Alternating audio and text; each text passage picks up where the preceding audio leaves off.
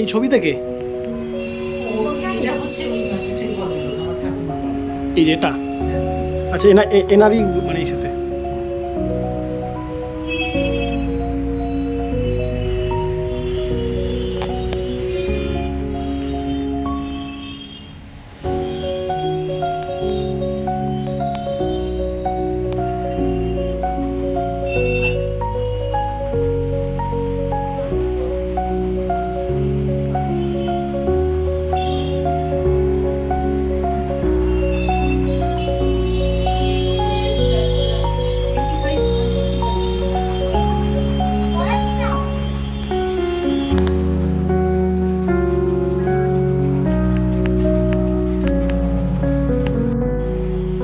বাইরে প্রচণ্ড বৃষ্টি পড়ছে, শহর কলকাতার ছবি।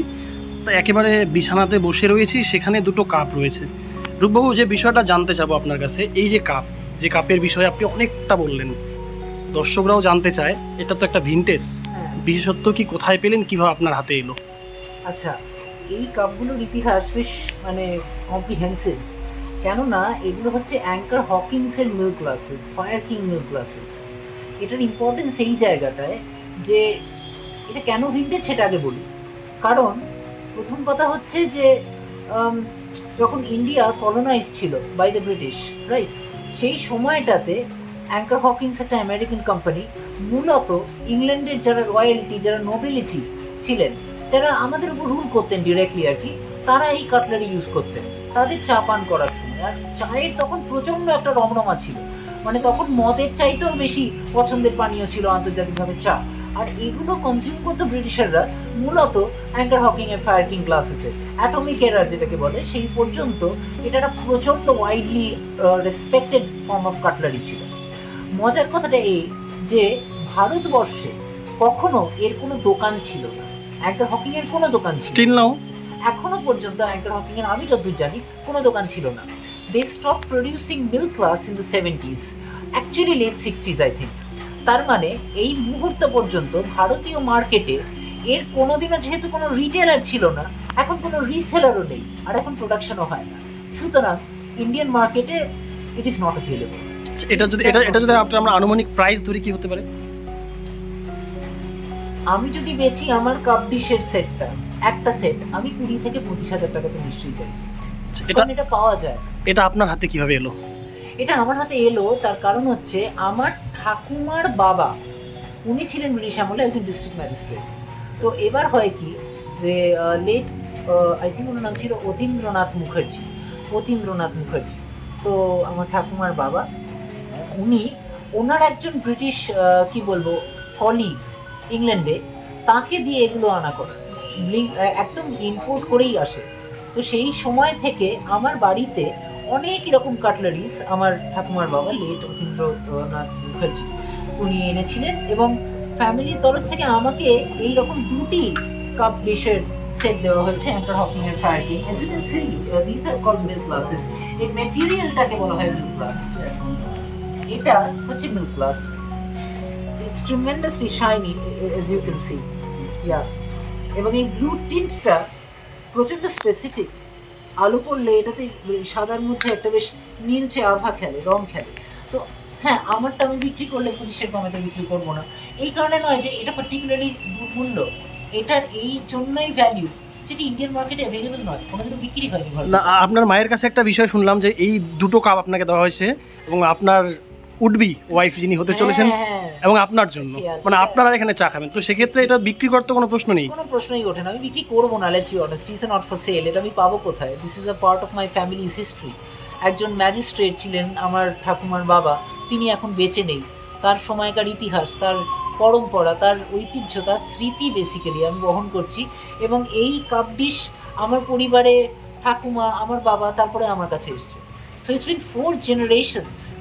অ্যাটমিক এরার একটা literal cultural symbol across the world হচ্ছে ইন কাটলারি অ্যাঙ্কার হকিং এর ফায়ার কিং মিল্ক গ্লাস।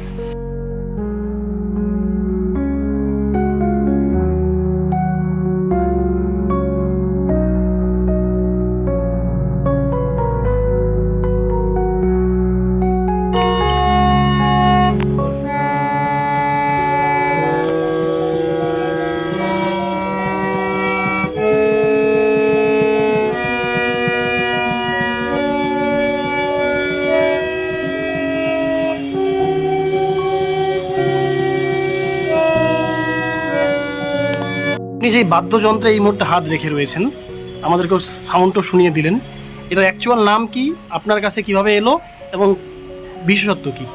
এটা একটা অসাধারণ জিনিস, এটা মানে incredible piece of architecture, musical architecture in itself. কেন বলছি, এটা একটা কলোনিয়াল এরার ভিন্টেজ রিড অর্গান।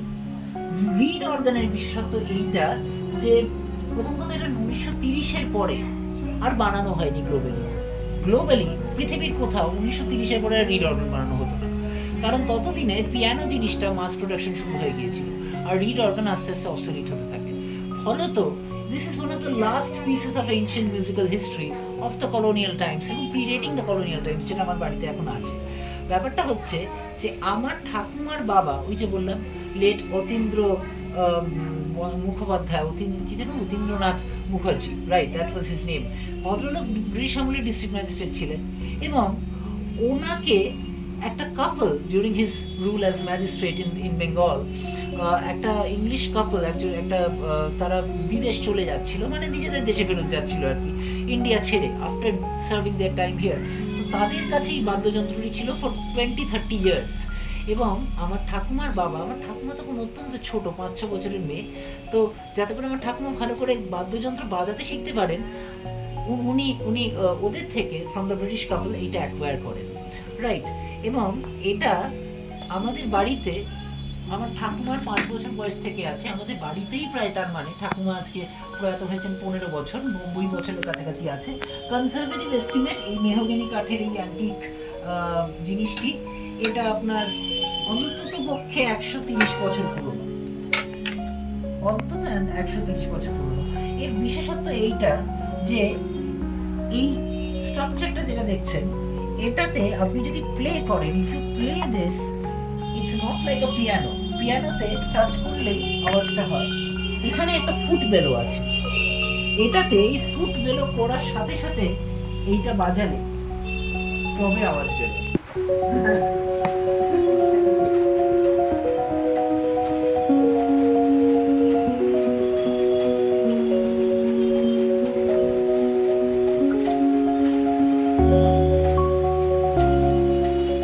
তো ভ্যারাইটি কালেকশন এবং বলছেন ভিনটেজ, কোনটা কি রয়েছে? হ্যাঁ, রাইট, ভিন্টেজ বলতে এইটা, as you can see this particular watch, এটা একটা mechanical Anglo Swiss watch. Anglo সুইসের একটা প্রচণ্ড ঐতিহ্য আছে দেশের মধ্যে। ভারতে তো ঘড়ির প্রচলন, মানে হাত ঘড়ির প্রচলন কখনো ছিল না। ঘড়ির আইডিয়াটা মূলত সুইস পিপল ডেভেলপ করে, সুইজারল্যান্ড থেকে আসে। এইখানে আমাদের 1902 সালে, ব্যাক ইন দ্য ব্রিটিশ এরা, there was a Swiss watchmaker, যিনি কলোনিয়ালিস্ট এন্টারপ্রাইজে ইন্ডিয়াতে আসেন, কলকাতায়, যেটা ব্রিটিশ ইন্ডিয়ার ক্যাপিটাল ছিল, এবং এখানে এসে একজন অ্যাংলো ইন্ডিয়ান মেয়ের প্রেমে পড়ে যান। লিটারালি একটা প্রেম কাহিনী তৈরি হয়। এবং উনি যেহেতু খুব ভালো ওয়াচ বানাতেন, সুইস ওয়াচমেকার্স অফেন ডু, উনি খাস কলকাতার ডালহাউসিতে একটি দোকান খোলেন এবং দোকানটির নাম দেন অ্যাংলো সুইস কংগ্লোমারেট। তো এবার জিনিসটা হচ্ছে যে এই অ্যাংলো সুইস ঘড়ি, এটাতে এই পার্টিকুলার ঘড়িটি আমার কাছে আছে। এটা আমার ঠাকুরদার কেনা, আমার বাবাকে ছোটবেলায় দেওয়া ঘড়ি। এটার অন্তত পক্ষে 60 বছর বয়স। এটাতে 17টা সিনথেটিক রুবিজ আছে এবং এটা fully automatic, vintage. As you can see, ভেতরটায় একটা ডায়ালটার মধ্যে একটা প্যাটিনা চলে এসছে সময়ের সাথে সাথে। এবং এই মেকানিক্যাল হ্যান্ড বাউন্ড ওয়াচ, এটা মানে দম দেওয়া ঘড়ি, দম না দিলে চলে না, কাঁটাটা গ্লাইড করতে করতে চলে। এটার মাহাত্ম এই যে অ্যাংলো সুইস কংগ্লোমারেট এতটাই প্রসিদ্ধি লাভ করে, এই beautiful love story between a Swiss watchmaker and Anglo Indian এতটাই ইম্পর্টেন্ট হয়ে ওঠে ইন্ডিয়ার পক্ষে কালচারালি, যে ডালহাউসিতে এখনও ওদের এই দোকানটি রয়েছে। শুধু তাই নয়, ওরা ব্রিটিশ এম্পায়ারের সময় ব্রিটিশ রয়্যাল নেভি অফ ইন্ডিয়ার অফিসিয়াল টাইম কিপার ছিল। এই ঘড়িটা আমার কাছে একটা অত্যন্ত বিশেষ ঘড়ি। দেখে মনে হয় আমি 150-200 টাকা দাম, কিন্তু এটা হচ্ছে সেই ঘড়ি যেটা পরে Osama bin Laden actually twin towers destroy করেছিল। এই পার্টিকুলার ডিজিটাল ওয়াচটা, it's one of the most durable and কি বলবো, legendary digital god tier digital watches ever made by TCL F91W। এটা আমার অত্যন্ত প্রিয়। এমনকি শুধু ওসামা বিন লাদেন নয়, ভালো জিনিস আই গেস সবাই কিনতে চায়। বারাক ওবামা এই ঘড়ি ব্যবহার করেছেন বহুবার। He's been spotted in you know, his pictures has been taken wearing this watch. From where you collect this watch? এটা তো ওয়াইডলি অ্যাভেলেবল একটা ফ্যাক্ট, মানে এটা পরে ও আমার ছবি আছে। আপনি পেলেন কোথায় এটা? ও আই গট দিস, আমি ওটাই, আমি ওয়াচ কালেক্টর, আমি এরকম জিনিস কিনি, এরকম জিনিস যেখানে আমি দেখি ফাটাফাটি watches, I have a thing for মানে যদি কোনো মানে ইসে না থাকে তাহলে যদি বলেন যে কোথা থেকে পেয়েছেন, কত দিয়ে নিয়েছেন? এটা এটা বিশ্বাস করুন, এটা এটা বেশি দাম না, এটা আপনি বাজারে গেলেও কিনতে পারবেন। এটার দাম হচ্ছে মাত্র 2000 টাকা। কিন্তু কিন্তু মানে ওই হ্যাঁ, this is caught cultural significance, যারা জানে তারা জানে।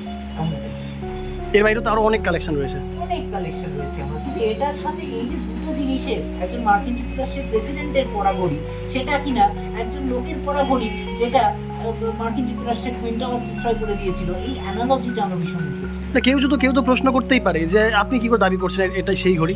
কারণ এটা তারা বলেছে তাই, it's available on the internet. Obama এই ঘড়ি পরে ছবিতে দেখা গেছে এগুলোকে গুগলে। বাংলা হান্টের আরও খবর দেখতে নজর রাখুন। বাংলা খবর মানেই বাংলা হান্ট।